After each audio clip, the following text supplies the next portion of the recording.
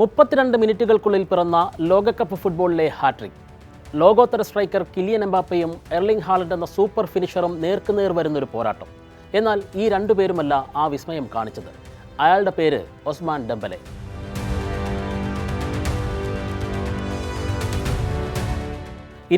വയസ്സുള്ള ഫ്രഞ്ച് താരം. ഈ പ്രായത്തിനിടയിൽ ലോകകപ്പും ചാമ്പ്യൻസ് ലീഗും ബാലൻഡിയോറും സ്വന്തമാക്കിയ കളിക്കാരൻ. ആ 3 ബഹുമതികളും നേടിയ 10-ൽ ഒരാൾ മാത്രം. ഇപ്പോൾ ഒന്നുകൂടി ലോകകപ്പിൽ ഏറ്റവും വേഗത്തിൽ ഹാട്രിക് നേടിയ ഫ്രഞ്ച് താരം എന്ന പദവി. ലോകകപ്പിൽ കിക്ക് ഓഫിന് പിന്നാലെ കുറിക്കപ്പെടുന്ന ഏറ്റവും വേഗമേറിയ രണ്ടാമത്തെ ഹാട്രിക്കിൻ്റെ ഉടമ.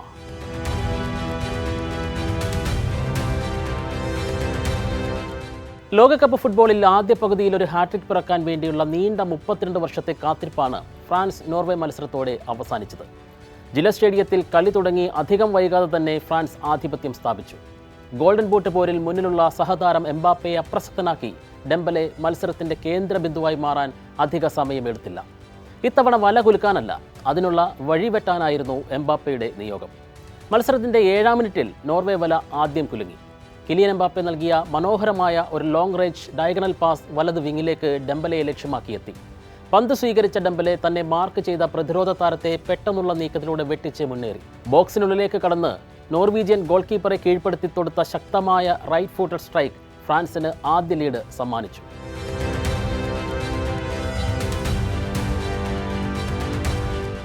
20-ാം മിനിറ്റിലായിരുന്നു രണ്ടാമത്തെ ഗോൾ. ആ ഗോളിൻ്റെയും തുടക്കം എംബാപ്പയുടെ നീക്കത്തിൽ നിന്നാണ് തുടങ്ങിയത്. ഫ്രഞ്ച് ക്യാപ്റ്റൻ നൽകിയ പാസ് വീണ്ടും വലതുവശത്തുള്ള ഒഴിഞ്ഞ സ്ഥലത്ത് കൃത്യമായി ഡെംബലയ്ക്ക് കിട്ടി. പന്ത് സ്വീകരിച്ച താരം വളരെ അനായാസമായി തൻ്റെ പ്രിയപ്പെട്ട ഇടതുകാലിലേക്ക് പന്ത് മാറ്റിയ ശേഷം തൊടുത്ത ലോങ് റേഞ്ചർ നോർവീജിയൻ ഗോൾ കീപ്പർക്ക് ഒരവസരവും നൽകാതെ പോസ്റ്റിൻ്റെ വിദൂര കോണിലേക്ക് മനോഹരമായി വളഞ്ഞു കയറി. തെലോ ആസ്ഗാർഡിലൂടെ മത്സരത്തിലേക്ക് തിരിച്ചു വരാൻ നോർവേ ചെറിയ രീതിയിൽ ശ്രമം നടത്തിയെങ്കിലും ഫ്രാൻസിൻ്റെ ആക്രമണത്തിൻ്റെ വേഗത ഒട്ടും കുറഞ്ഞില്ല.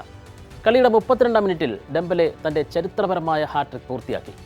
വലതുഭാഗത്തു നിന്ന് വീണ്ടും ബോക്സിനുള്ളിലേക്ക് കട്ടിൻ ചെയ്ത് കയറിയ അദ്ദേഹം പ്രതിരോധ താരങ്ങൾ നീക്കം നടത്തുന്നതുവരെ ക്ഷമയോടെ കാത്തുനിന്നു. ഒരിക്കൽ കൂടി ഡെംബലയുടെ ഇടതുകാൽ പന്തിനെ പ്രഹരിച്ചു. 2-ാം ഗോളിൻ്റെ റീപ്ലേ എന്ന വണ്ണം പന്ത് പോസ്റ്റിലേക്ക് വളഞ്ഞു കയറി. 26 മിനിറ്റുകൾക്കിടയിൽ 3 ഗോളുകൾ. ഗ്രൂപ്പ് ഐയിൽ 3-ാം ജയവും 9 പോയിന്റുമായി ഫ്രാൻസ് ഗ്രൂപ്പ് ജേതാക്കളായി നോക്കൌട്ടിലേക്ക് കടന്നു.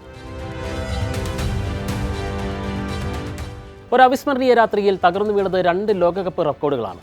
ഒസ്മാൻ ഡെംബലയുടെ ഈ അസാധാരണ പ്രകടനം ഫിഫ ലോകകപ്പ് ചരിത്രത്തിൽ 2 വലിയ റെക്കോർഡുകൾ സമ്മാനിച്ചു.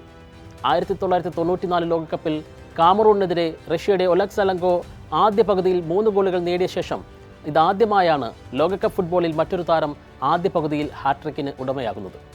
അന്നും ഇന്നും അമേരിക്ക തന്നെയായിരുന്നു അതിന് വേദി എന്നത് യാദൃച്ഛികമാകാം. ചരിത്രത്തിലെ ഏറ്റവും വേഗമേറിയ രണ്ടാമത്തെ ഹാട്രിക് കളി തുടങ്ങി വെറും 32 മിനിറ്റിനുള്ളിലാണ് ഡെംബലെ പൂർത്തിയാക്കിയത്. 1954 ടൂർണമെൻറ്റിൽ ചെക്കോസ്ലോവാക്യക്കെതിരെ 24 മിനിറ്റിനുള്ളിൽ ഹാട്രിക് തികച്ച ഓസ്ട്രിയയുടെ എറിച്ച് പ്രോബ്സ്റ്റ് മാത്രമാണ് ഡെംബലയ്ക്ക് മുന്നിലുള്ളത്. 5 ഗോളുമായി അർജന്റീന നായകൻ ലയണൽ മെസ്സി നയിക്കുന്ന ലോകകപ്പിൻ്റെ ഗോൾഡൻ ബൂട്ട് പോരിലേക്കും ഡെംബലെ ഈ ഹാട്രിക്കോടെ അവകാശവാദം ഉന്നയിക്കാൻ തുടങ്ങിയിട്ടുണ്ട്. നോർവേക്കെതിരായ മത്സരത്തിനിറങ്ങുമ്പോൾ 1 ഗോൾ മാത്രം അക്കൗണ്ടിലുണ്ടായിരുന്ന ഡെംബലെ ഈ 3 ഗോളുകളോടെ ആകെ ഗോൾ നേട്ടം 4 ഉയർത്തി.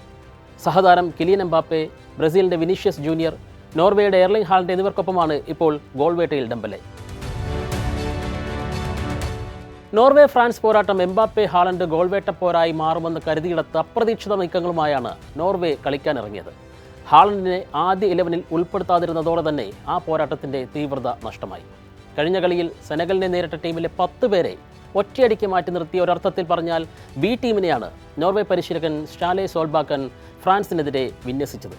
നോക്കൌട്ട് ഉറപ്പാക്കിയതിനാൽ പ്രധാന താരങ്ങളുടെ പരിക്കൊഴിവാക്കലും ബെഞ്ച് സ്ട്രെങ്ത് പരീക്ഷണവും ഒന്നിച്ച് നടപ്പാക്കുകയായിരുന്നു അവർ. ബെൻഫിക്ക താരം ഫ്രെഡറിക് ഓസ്നസ് മാത്രമാണ് ടീമിൽ സ്ഥാനം നിലനിർത്തിയത്. ഹാലൻഡിന് പകരമിറങ്ങിയത് ക്രിസ്റ്റൽ പാലസ് താരം യോർഗൻ സ്ട്രാൻഡ് ലാർസൺ. ടീമിൻ്റെ മധ്യനിരയിലെ നട്ടലായ മാർട്ടിൻ ഒഡേഗാർഡിനും വിശ്രമം അനുവദിച്ചു. ഗോൾ വല കാത്തത് സ്ഥിരം ഗോളി ഓറിയാൻ നിലാണ്ടറിന് പകരം എഗിൽ സെൽവിക്കായിരുന്നു. മറുഭാഗത്തെ ഈ മാറ്റങ്ങൾക്കെതിരെ ഫുൾ ടീമിനെ തന്നെ അണിനിരത്തിയാണ് ഫ്രാൻസ് ഇറങ്ങിയത്. മുഖ്യപരിശീലകൻ ദശാംസിൻ്റെ അഭാവത്തിലും അതിവേഗ പ്രസിംഗ് ഗെയിമുമായി കളം നിറഞ്ഞ ഫ്രഞ്ചുകാർ ലോക ജേതാക്കളാകാൻ തങ്ങൾ അനുയോജ്യരാണെന്ന പ്രഖ്യാപനമാണ് ഇന്നലെ നടത്തിയത്. എംബാപ്പെ ഡെംബലെ സഖ്യം എതിരാളികളുടെ ഉറക്കം കെടുത്തുമെന്നത് ഉറപ്പ്. ഗോളിൽ അവസാനിച്ചില്ലെങ്കിലും മധ്യനിരയിൽ നിന്ന് ആക്രമണങ്ങൾക്ക് മൂർച്ച കൂട്ടിയ മൈക്കൽ ഒലീസയുടെ ഷോട്ടുകൾ ഫ്രാൻസിൻ്റെ ആക്രമണത്തിൻ്റെ മുന കൂട്ടുന്നു. എംബാപ്പയ്ക്ക് ലക്ഷ്യം പിഴച്ചെങ്കിലും അയാൾ ഗോളുകൾക്ക് വഴിയൊരുക്കുന്ന മനോഹരമായ കാഴ്ച. ഒറേലിയൻ ചൗവാമിനി, എഡ്വാർഡോ കാമവിംഗ എന്നിവരടങ്ങിയ മധ്യനിര കളിയിലുടനീളം പന്തിൻ്റെ നിയന്ത്രണം കൈവശം വെച്ചു. എംബാപ്പയ്ക്കും ഡെംബലയ്ക്കും കൃത്യമായി പന്തുകൾ കിട്ടി. വില്യം സാലിബ, ഡയോട്ട് ഉപാമെക്കാനോ എന്നിവരടങ്ങിയ ഫ്രഞ്ച് പ്രതിരോധ നിര നോർവേയുടെ ആക്രമണങ്ങളെ ഭൂരിഭാഗം സമയവും ഫലപ്രദമായി തടഞ്ഞതും അവർക്ക് ഗുണമാണ്. ഇനിയുള്ളത് നോക്കൌട്ട് പോരാട്ടമാണ്.